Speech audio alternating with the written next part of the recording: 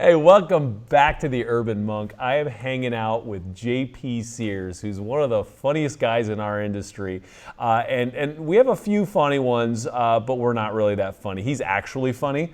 And so he's come onto the scene with a whole slew of really fun videos that kind of take the piss out of the spiritual industry, take the piss out of the organics movement, and all this kind of like, all this stuff that we take way too seriously. So he's got this great irreverent voice. And so we're gonna have a couple guys on the show here. We're gonna have JP Sears, the normal guy-ish, and then we're gonna have the super spiritual JP Sears, the character that he plays, and we're gonna have some fun with it. So, you know, let's see how normal we can get it. Mag, welcome to the Urban Monk.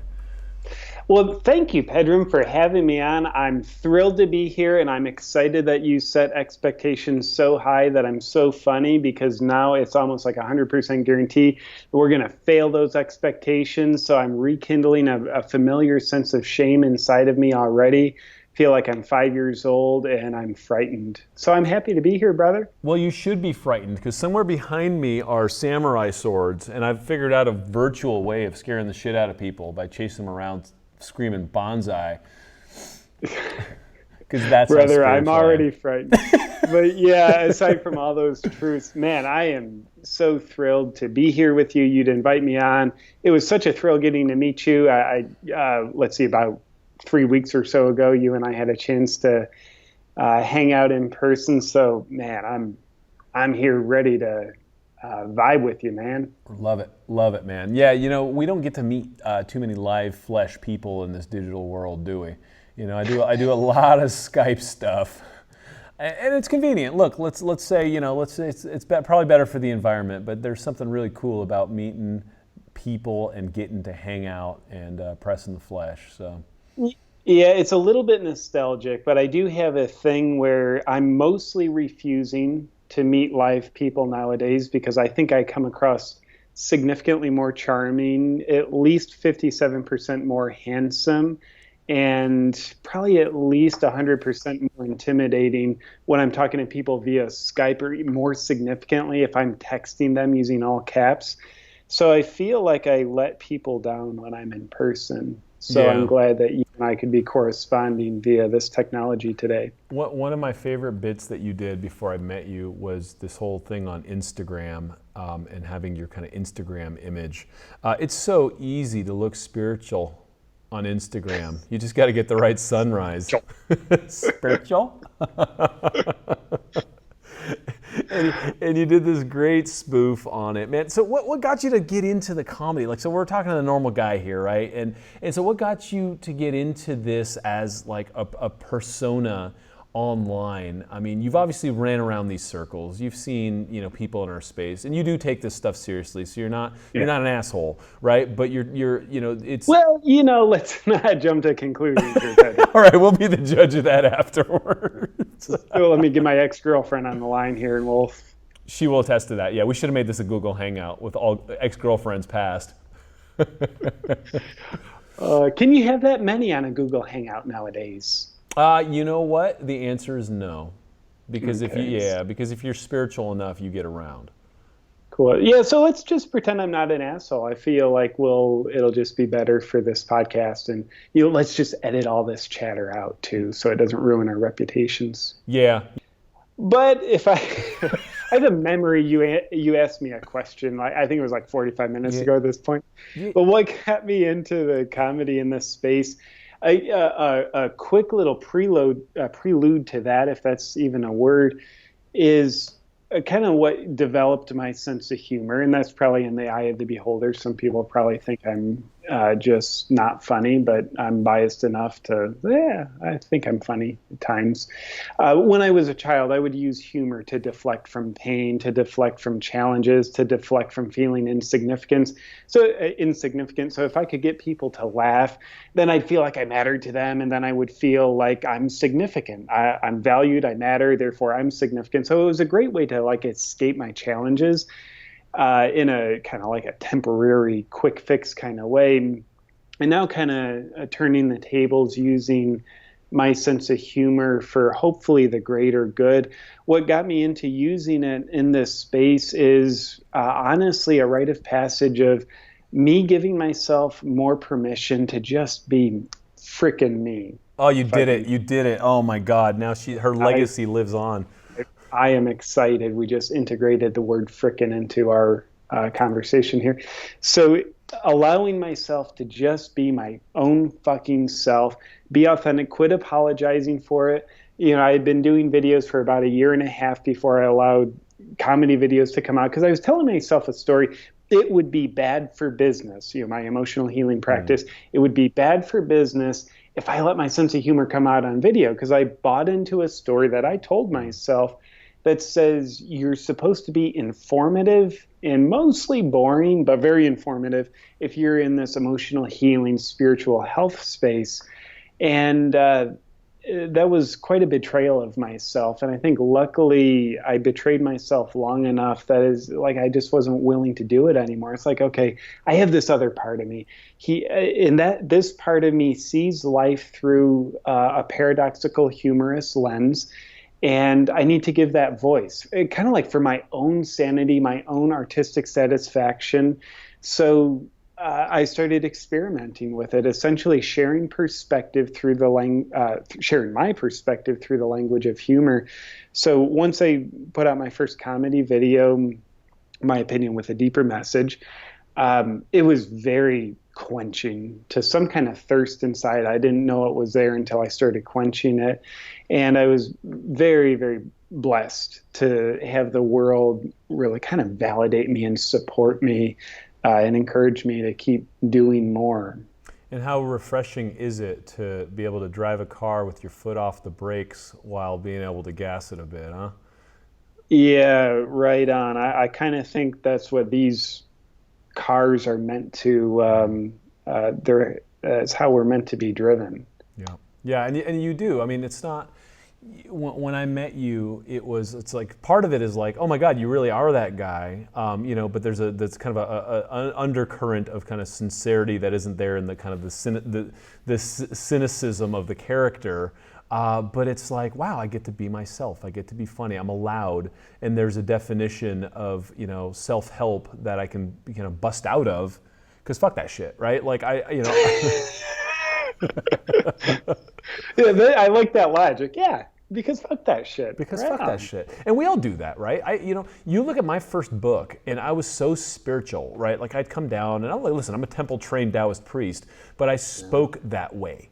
Right, and I spoke in this kind of loftier language, and it's harder to understand. I go back, I'm like, damn, what was I saying, right? And then you go, you just let go, and you get to be yourself, and it's so much easier, and it's so much more fun, and then people spark to it more because that's how people are. They're real, usually.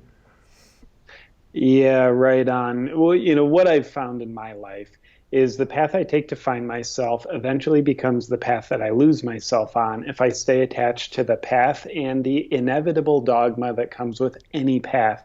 So, me and my spiritual path, my health path, I became very dogmatic. And at one point, I think it was 27, I had a wonderful mentor of mine. He's just an angel inside of a human body, a guy named John McMullen. He said, JP, you are really stoic. And I said, thank you. He's like, it wasn't a compliment. And I'm like, oh. So what he helped me discover is I was using my spiritual Zen-likeness, always saying the right thing, always being very careful to be insightful instead of authentic. He pointed out, like, I'm using that as a facade. I'm like, damn, I really didn't want to hear that. And I'm a little bit angry about that. And that feels very true for me. So, yeah, and as you mentioned a few minutes ago, I have the utmost respect for any kind of philosophy, movement, tools, techniques, protocols that help people. And I also realize, at least from my delusional point of view, that everything has a shadow side, something that has the power to enhance our life. Well, there's another polarity to that power. How can it work against us? And I started to realize like it wasn't like my spiritual practices that were working against me. I think it was my attachment to them and my dogma about them, I think, were working against me. So as a practice of non-attachment, the comedy videos that I've been doing are, I think, a method that I become less attached to my dogma. And hell, now I'm probably becoming dogmatic about having no dogma. So I guess I'm backing myself into another corner there. Damn it, you keep doing that. It's exhausting. You keep doing that. Like you're stuck. I can't believe you. What's like the 3 easy steps, Pedram, for me to get out of this and have unlimited success and eternal happiness and no other emotion so I can live a one-dimensional life forever? What's that success formula? Usually it starts with buy my DVDs. And then what of yours should I buy? And then take this program and then escalate to the next program and then call me your guru, right? And yeah, that's usually it. That's fail safe. There are so many of these things. I've had a few of these conversations, on the show lately, where it's just the spiritual superiority of those that take on a spiritual identity and how dangerous that is. And you've got a book coming up. Yes? That would be true. That would be true. Can we disclose titles or not yet? Yeah, we can. I actually have a uncorrected proof here. The cover will look better, and the title actually isn't 100% right. Pull it up a little bit so we can see it. Yeah, how vain of me. Publisher put me on the cover of my own book. I wanted a bigger picture of myself on the book, but anyway. So the title, How to Be Ultra Spiritual, 12 and a half Steps to Spiritual Superiority. And that's due out, shameless self-promotion, I believe March 7th, 2017. So this coming spring will be the release date. Great. I love it. It is so important to be taking the piss out of this. I grew up in LA, right? And, when, and I was doing Kung Fu and Qigong and all these things, when no one gave a shit. And then yoga got popular. And then all of a sudden, all of my friends that were, doing cocaine went to yoga, and then they were better than me. And, and I'd already been getting my ass kicked by my Kung Fu teacher. It's like you get like kind of built-in humility, and, I'm still an asshole. But like all of a sudden, all these people that didn't do anything became so much better. And then they go to, concerts and all these things, and they go around each other and they reinforce this identity that like now they're more evolved than the other people. And it's just this pernicious thing that started growing, and you start seeing it in different towns around. And so it's like you look at like, the old spiritual masters, and they're cringing. They're going, what is happening in the name of spirituality? And it's, to me, it's really fun to watch you take the piss out of it. It's really important for us all to take the piss out of it, because we all do it. I'm guilty of it. I mean, of course I'm guilty of it. It's self-indulgent, and you think that because you've done certain things that suddenly you're in some elevated status, or you're immune from other things, and you can't be an asshole a minute later. Forget about it. Yeah, I agree with that. I by no means advocate people, abandon your yoga practice or your meditation practice, because as you point out, like, we all drink from this cup of communion. We all do this. It's just part of the path. Like, keep doing what's working for you. Yeah, the invitation here, at least that I dogmatically advocate, is be aware of the shadow side of it. I personally believe that part of this trend of kind of ultra spirituality is we take an altruistic practice, like really noble meditation, yoga, being a vegan, being a paleo, whatever it is, and we hide our human shit behind it. Welcome to humankind. You're judgmental and you have intolerances. Like, it's okay. You don't have to be intolerant to your intolerances. You don't have to judge your judgmentalness. You are a human. You have a relative mind. Of course you have those things.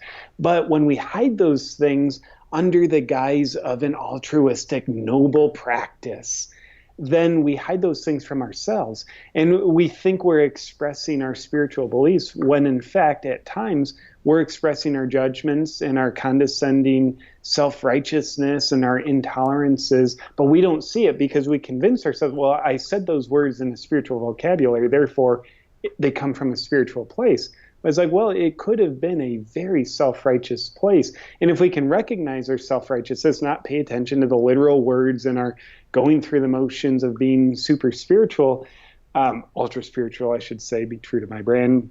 But if we can recognize the energy behind our words and actions and realize, like, sometimes, yeah, I'm incredibly condescending, incredibly self-righteous, and incredibly intolerant of people who aren't like-minded, incredibly intolerant of people who aren't vegan, who don't meditate, who aren't as conscious as me, then we have a chance to do something with those challenged parts of us that compensate, for our, call it our unresolved wounds, that compensate with judgments that are then compensated even further through misdirected expressions, through noble facades, so that we don't see our own wounding, because I think we all have shame about our wounding. We have shame about our shame. So inherently, we don't want to see it. So if we can hide it behind a noble looking set of actions, it's a pretty convenient hiding spot, because we ourselves don't even see what we hide behind it. I think I'm getting self-righteous now. Preach, brother. No, that is very, very clear, very articulate. It just makes me think, early American settlers, these guys gave smallpox to the Native Americans and decimated and killed and raped because they were saving them because they were heathen, right? Yeah. Maybe she was just cute, and maybe you're an asshole rapist, right? Like, you don't put that behind your religious conviction, you jerk, right? And we are all capable of that in any given moment on some, hopefully not at such an atrocity scale, but the daily deeds that we can hide behind our righteous spiritual persona. And that's exactly what you take the piss out of, and I love it. I love it. It's important. It's an important pressure release valve, and it's an important mirror that we need to put up for ourselves. And you're doing it, on YouTube, right? Because everyone lives looking at their phone, not in the mirror anymore. Yeah. So, what part of the country are you in? Right now, I'm in my home in Charleston, South Carolina. And wow, how'd you end up there? Well, this lovely lady, Pedram, let me tell you about that. About 2 years ago, I was living in San Diego, and this lovely lady came into my life, and she was from Charleston. So I followed my heart and other parts of my anatomy, and that brought me to Charleston. My business, my practice, everything I do, it's incredibly portable. It's all distributed online. So I moved to Charleston. San Diego was a tough place to leave, but I love it here. And then the life always plays jokes on me. That lady I'm no longer in a relationship with her. Still in my life, we're great friends. So a lovely lady is what brought me to Charleston. Got it. But you stayed because Charleston is lovely. Yeah, it's definitely home for now. My feeling is it probably won't be home forever, but I love it here, and it feels, I'm going to get all ultra spiritual. It feels like a very supportive environment for me. It's less hectic than Southern California, less circus-like, and I just find it easier to kind of sink into the well of my creativity here, at least at this time. Yeah, great.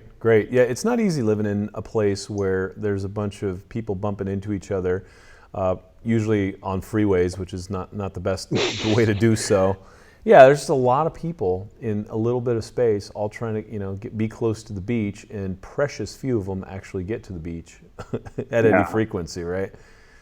Yeah, absolutely. I live actually about 10 minutes from the beach right now on the East Coast, and I actually don't remember the last time I was at the beach. Well, for some Instagram shoots, right? Man, yeah, or better yet, I'll just superimpose a picture of me in the living room, but then superimpose that onto the beach. It's like, why go to the beach when you can look like you go to the beach? You get all this Instagram street credit for going to the beach, but none of the beach. I just don't like carrying my big glass bong all the way down there. Sometimes it breaks. As you do. As I do, yeah. Well, it's I'm so old school. It's like we had a guy on the show talking about marijuana and about all these new delivery vehicles and all this kind of stuff. And I'm just like, man, times have passed me by. I should do more drugs. I missed a lot. Delivery vehicles, like what is that like? Like a llama spitting it into your mouth, or what's happening now in the I'm not, scene? yeah, well, that's one of them, but I think that one's kind of passed because the llamas, they got all these weird diseases, so it's kind of, Yes, vectors of big, disease. big They downside. have dabs, which are these little tiny things that are just basically like, I don't know, a little drop of, THC goodness, which gets you, super high.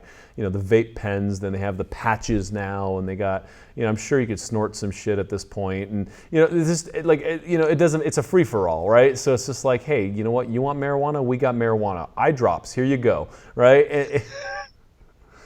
Unbelievable what's Like, happening. yeah, I mean, there's I think still a couple untapped orifices of the human body that we can deliver the goods into. So the good news is we still have room for progress. I think you're really behind on what's happening in Japan because they found all of those orifices and already animated things going into them. Yeah, it's kind of gross. Well, Yeah. now I know what I'm doing for the rest of the night. Yeah, you need to be more of a content consumer versus producer. I think you've actually, your yin and yang are just totally out of balance right now. Oh, Oh man, so let's have some fun. Let's bring out super spiritual JP and get into character. Just I want to see how interchangeable these guys are, and let's have some fun with him. Is he in the room? I was, yeah, he's hiding behind that chair right now. Let me go get Let me him. get that guy. But I'll go have a cup of tea. He'll be right back. Okay, cool. Go watch some Japanese porn. And the fact that you can still hear me very clearly on the microphone, is it more convincing that I'm leaving the room? You should do the fake footsteps thing. Oh yeah, see, he's leaving.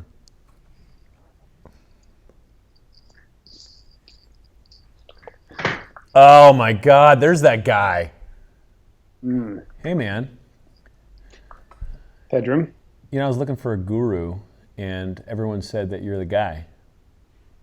Man, I'm just really stressed out, and my girlfriend tells me that I need to do yoga. What I really think is that she's wrong, but I'm going to see you and consult with you because I think it's going to help me get laid. Yeah. Well, the key to getting laid through more yoga is to have more than one girlfriend. I think polyamory is absolutely the parlance of our times. It's, human beings, men at least, aren't meant to be monogamous. Women sure as hell are. So if she's not spiritually evolved enough to allow you to explore your polyamorous potential, then she's clearly not the girl for you, but she might be one of the girls for you. This is great. Wow. So does she know that this is the kind of advice you give? Because, man, she just walked me right into this.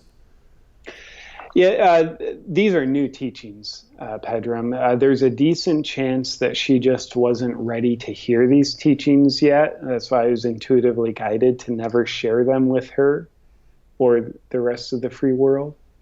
Got it. Okay, so this is for me only. So how do I go about being polyamorous in this spiritual community? Is it open? Is it like, is there some sort of code word, a handshake? Like, I need to know my way in. Past lives, brother. What you need to do is conveniently have an intuitive hit with women that you're attracted to, or men you're attracted to, or other species you're attracted to. I don't care. But you'll need to have a convenient intuitive hit that lets you know you've had a special past life with that certain someone. And more importantly than having the past life is telling the other person about the past life. The thing about past lives, when you've had them with people you're attracted to, is it creates the invitation, if you will, / pressure for you and that special someone to explore that past life in your current life through first and chakra frictioning. That's interesting. And because you had a relationship in a past life, you're not really breaking any vows, so therefore you're not breaking any moral codes because you were there before you were with your current girlfriend.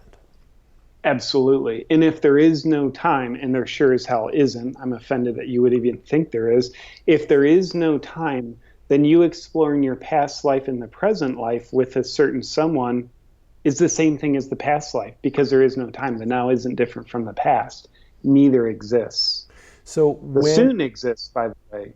I'm looking to, and I appreciate you asking me to tell you more about this soon. I'm happy to do it. I telepathically sensed it.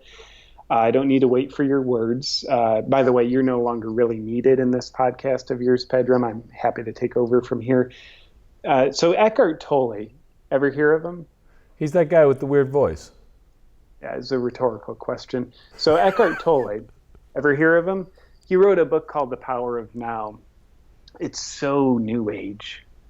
And the new age is, honestly, it's dead. It's not new anymore. It's the old age. So what I'm ushering in is the newer age. And my next book that I'm looking to put out, it's going to completely trump The Power of Now. It's called The Power of Soon. It's all about not how to be stuck in the past or stuck in the now, like Eckhart Tolle propaganda would have you going after.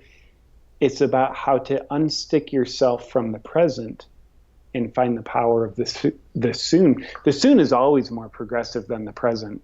When you look at people's vision boards, people never put on their vision boards what they already have. They always put on their vision boards better things than what they have. Bigger houses, more money, more money.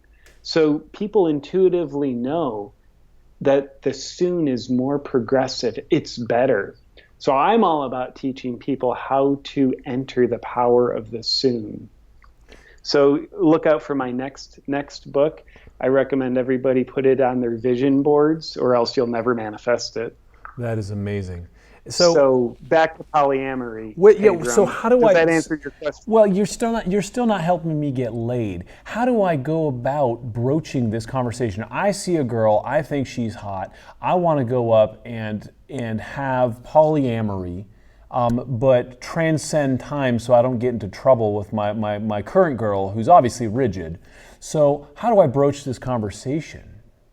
So have it intuitively. Would you agree that all people are intuitive?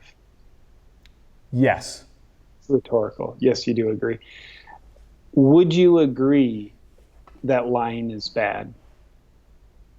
Yes. Yeah, that wasn't a rhetorical question. Thank you for actually answering. And I agree with your agreement. Lying is bad. So you don't want to lie to someone. You don't want to keep secrets. But you sure as hell don't want to tell your girlfriend that you're out having sex with other women / exploring your spiritual potential. So you let her know the information intuitively. And if her third eye is closed enough that she doesn't receive the information that you're out exploring your tantric potential, then screw her. It's her own damn fault for not being conscious enough to receive what you're telling her. Genius. So all I need to do is telepathically broadcast to her that I'm banging all her friends, and if she doesn't get it, she's obviously dense. Friends and sisters. Wow, man, you are but good. It's not lying. You're being completely open, transparent, and she likely won't get angry at you until she finds out. Man, this was worth every single penny of the $9.97 I spent to consult with you. Yeah. That, by the way, the PayPal payment hasn't come in yet. I'm looking at my account. Anyway, you get to that after. I'm good for it. Thank you so much. That was really life-changing, and you've really allowed me to now go be polyamorous and feel good about it. Yeah. I sense the polyamory. It runs strong in you, Pedram. It's like the Force. Yeah, only more erotic. The second chakra Force. All right, let's get that other guy back. You, sir, have really served me, so thank you. Was that a rhetorical thank you or an actual one? Well, do you want me to pay $9.97? That was a rhetorical question. I knew it was an actual thank you. Yeah, because I could press send or not press send on the PayPal. Rhetorical. Yeah, I'd go ahead and press it. You're welcome. All right, here's your money.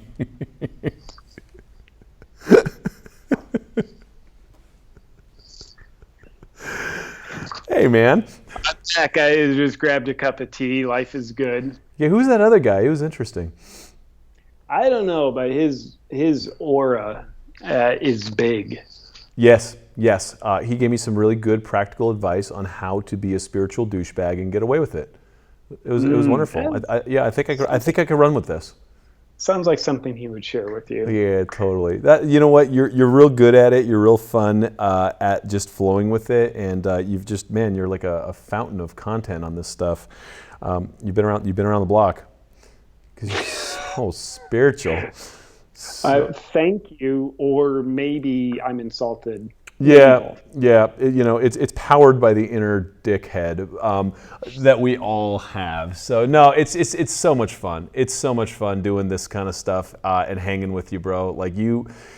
I'm sad that you don't live in San Diego because I'm close to San Diego, right? Yeah, and so we get to see each other once in a while. What's on the horizon? I know you're writing this book. Are you doing any tours? Are you speaking? Like, where can people find you? Great question. People can find me in the traditional online spaces: Facebook, YouTube, Awaken with JP. And I will be doing some serious book touring and doing some performing at the tour stops. That information is yet to be released because it's actually yet to be determined on my end with me and my team. So that'll be coming at you pretty soon, and I'll have all that on my website, awakenwithjp.com. Great. Let me know when you're in Southern California. Would love to be there. And I'm a big fan of your work. I think it's a hoot. And so your YouTube channel. So just go to awakenwithjp.com, and then you have links to all your videos there. Definitely enough videos. Yeah.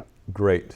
JP, I love what you're doing, man. I miss you already, and I can't wait to see you again next time. Yeah, me too. I so appreciate you having me on, Pedro, and I love what you're doing. I really do. I'm a big fan of yours, and it's to me, it's one of the most touching things someone can say to me when I'm a fan of you and you say you're a fan of me. It's like, wow, that's just so awesome. So thank you for the mutual respect, my friend. Word, brother. Word. Ladies and gentlemen, JP Sears, wonderful guy. Check out his website. I'll put links here in the blog. If you're listening to this, just go straight over there. I promise you're going to have some fun watching his videos. He is a hoot and he is a good man. I'll see you next time.